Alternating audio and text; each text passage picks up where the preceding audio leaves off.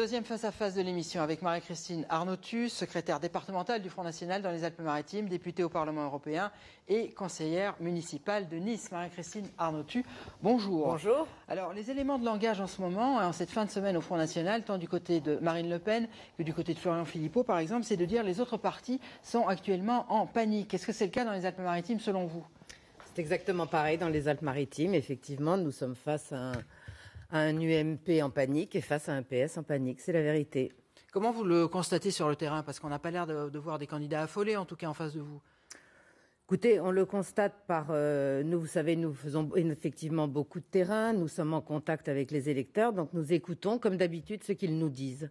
Or, ils sont arrivés à une conclusion qui avait déjà d'ailleurs été effleurée au moment des municipales et des européennes. C'est-à-dire que leur dernier espoir, maintenant, est pour le Front National. Voilà, ils portent leur dernier espoir dans le Front National et dans Marine Le Pen. Alors, la question qu'on se pose au niveau des candidats Front National, un petit peu dans tous les départements d'ailleurs, c'est de savoir si vous avez un véritable programme local.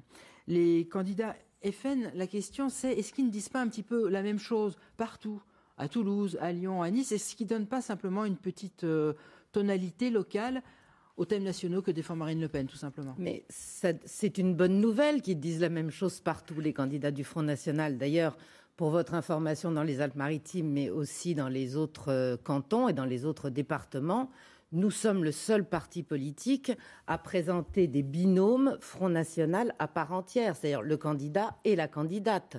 Nous ne sommes pas mariés par petits arrangements électoraux comme font certains, y compris dans notre département. Ça existe dans les autres partis quand même aussi. Hein. Non mais, écoutez, donnez-moi un exemple. Non, moi je n'en connais pas. Dans les Alpes-Maritimes, regardez, il y a très peu de binômes à part entière UMP.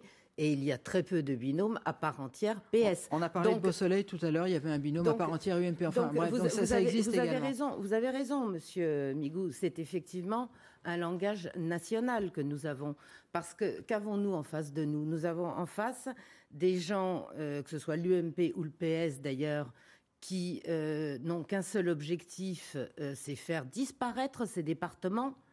Et en plus de ça, qui ont un programme qui, moi, jusqu'à maintenant, me paraît quand même assez léger, parce que leur programme, à eux deux d'ailleurs, consiste à faire barrage au Front National. Voilà, c'est ce qu'on entend partout. Votre programme pour l'emploi, faire barrage au Front National. Votre programme contre l'immigration, faire barrage au Front National. C'est un peu léger. Juste que vous me donniez quelques exemples. On va prendre un point précis. Le RSA, c'est le revenu de solidarité active. C'est une compétence du département. C'est un transfert de compétences, très exactement. Oui. C'est pas le président du Conseil général, Éric Ciotti, qui en définit le montant. C'est pas lui qui en définit non plus les allocataires. Donc, vous seriez... vous, ou pas vous, puisque vous n'êtes pas candidate, mais président du Conseil général des Alpes-Maritimes, qu'est-ce qui changerait?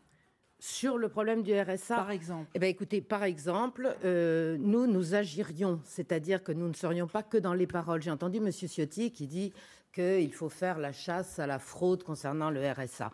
Qu'il le fasse. Donc nous, effectivement...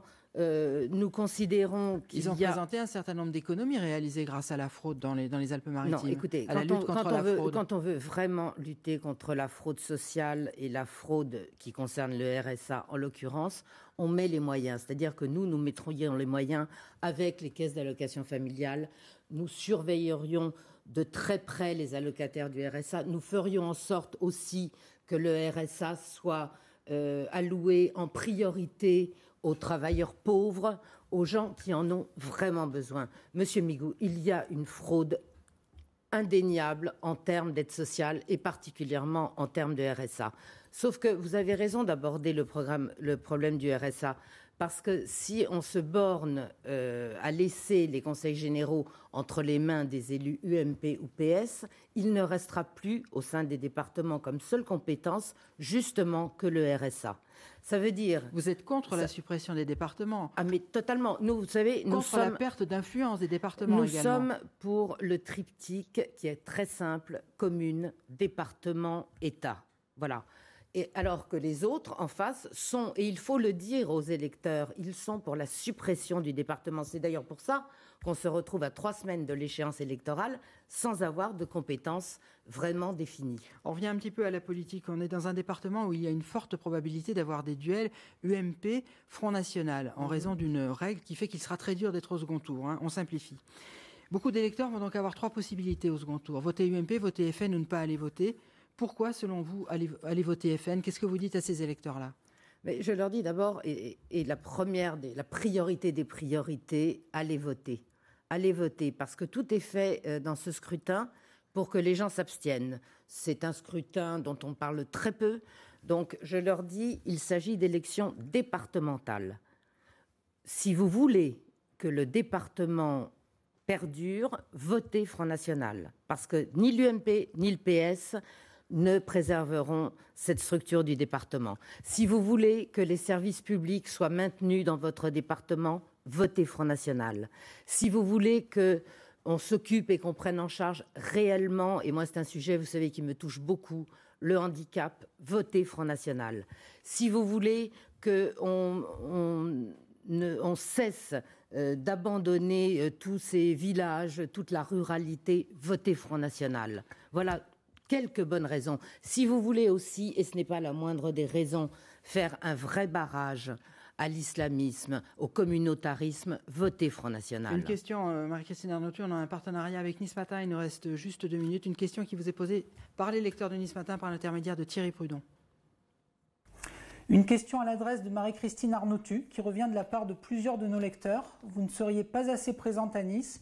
Est-ce pour gommer cela que vous avez accepté le soutien des identitaires ? On gagne du temps. La présence à Nice, on vous a posé 50 fois la question, vous avez déjà répondu. Écoutez, dans le soutien des identitaires, est-ce que c'est une petite caution locale pour l'identité niçoise? Non, écoutez, je n'ai pas besoin de ça. Je pense que là encore, il faut me juger sur les actes. Ça fait 2 ans que je suis à Nice. Ça fait 1 an que je suis au conseil municipal et conseiller métropolitain. Écoutez, jugez sur les actes. Qui est le principal opposant au conseil municipal et au conseil métropolitain de Christian Estrosi? C'est le Front National. Quant au soutien des identitaires, je pense que le terme est totalement faux. Il y a effectivement quelques identitaires qui nous ont rejoints, mais qui ont rejoint le Front National avec l'adhésion au Front National. Vous me répondez très rapidement, Marie-Christine Arnautu. Est-ce qu'il y a, au niveau des candidats, je parle, pas des responsables de parti, dans les Alpes-Maritimes, des contacts entre des UMP et des Fronts Nationaux? Localement, oui, il y en a certains. C'est-à-dire, ils se parlent, ça va plus loin que ça? Ça peut aller plus loin de ça. Maintenant, vous savez, on verra entre les 2 tours. Nous allons présenter une charte avec des points qui seront non négociables. Et si, localement, il y a des personnalités de l'UMP ou d'autres partis politiques qui veulent nous rejoindre dans l'intérêt des Français et dans l'intérêt de maintenir ces départements, ils seront les bienvenus. Merci Marie-Christine Arnautu. C'est la fin donc de cette première émission spéciale consacrée aux élections départementales. Nous vous en proposerons 2 autres d'ici les élections. La prochaine, ce sera donc samedi prochain, le 7 mars, avec, je vous le dis déjà, des débats sur 2 autres cantons, Fréjus dans le Var et Grasse 2 dans les Alpes-Maritimes. Très bon après-midi sur France 3, à samedi. Au revoir.